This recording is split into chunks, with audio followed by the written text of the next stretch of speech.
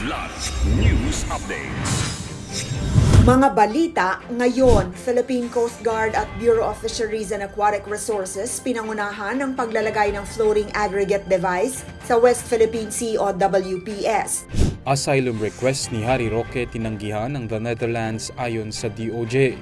104.7 million pesos na halaga ng shabu nasabat sa karagatan ng Cagayan. Proyektong Spice mas pinalakas.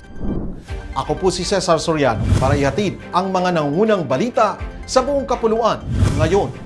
Pinangunahan ng Philippine Coast Guard o PCG, katuwang ang Bureau of Fisheries and Aquatic Resources o BIFAR, ang paglalagay ng Floating Aggregate Device o FAD sa Hasa-Hasa at Kanduli Shoals sa West Philippine Sea o WPS.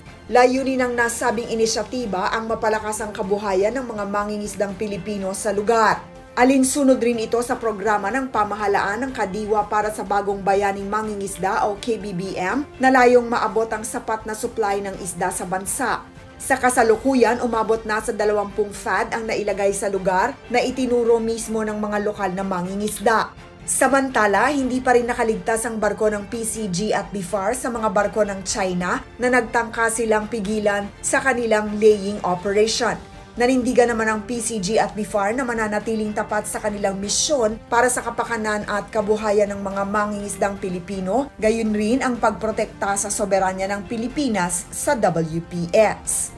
Tinanggihan ng the Netherlands ang aplikasyon para sa asylum ni dating Presidential Spokesperson Attorney Harry Roque ayon kay Department of Justice o DOJ Secretary Jesus Crispin Remulla.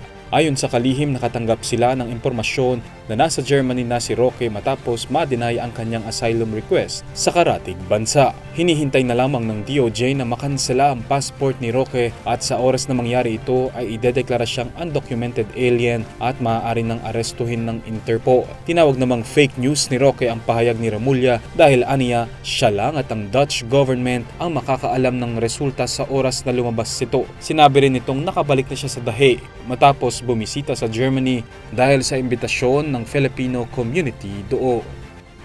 Patuloy ang paglutang ng mga pakete ng shabu sa karagatan ng Cagayan na umabot na sa halagang 104.7 million pesos. Noong Hunyo 16, natagpuan ng mga mangingisda ang isang sako na may 15 pakete ng shabu sa pagitan ng Babuyan Island at Gonzaga. Kinabukasan, isa pang pakete na 400 grams ng shabu ang nakuha sa dagat malapit sa Camiguin Island at Cape Engano, Santa Ana.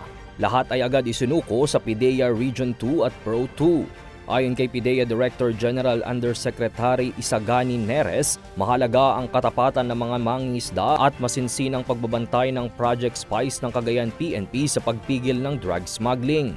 Matatanda ang unang iniulat ang nakuhang nasa 1 kilo ng floating shabu na nagkakahalaga ng 66.8 million pesos sa Sitio Narvacan, Barangay Dilam, Calayan, Cagayan, 5.1 million pesos sa Sitio Mingay, Barangay San Juan, Santa Praxedes, Cagayan.